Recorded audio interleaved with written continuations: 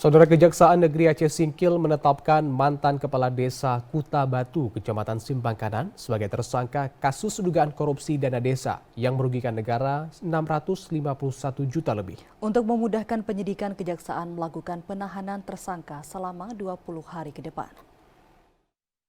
Tersangka inisial AS yang menjabat sebagai PJ Kepala Desa Kuta Batu periode 2020-2023 diduga terlibat dalam penyelewengan pengelolaan dana desa tahun anggaran 2021-2022.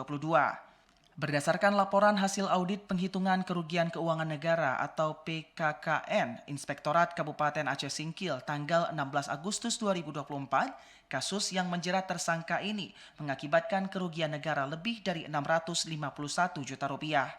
Kasih Intelijen Kejari Aceh Singkil, Budi Febriandi mengatakan, tersangka AS kini resmi ditahan selama 20 hari, terhitung sejak 2 hingga 21 September 2024, untuk memudahkan proses penyidikan lebih lanjut. Telah melakukan penahanan terhadap mantan PJ Kepala Kampung Kuta Batu dengan inisial AS.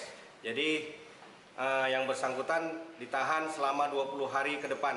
Proses nanti akan kita sampaikan selanjutnya. Jadi alasan kita lakukan penahanan ini dikhawatirkan yang bersangkutan itu takut melarikan diri, menghilangkan barang bukti atau mengulangi tindak pidana.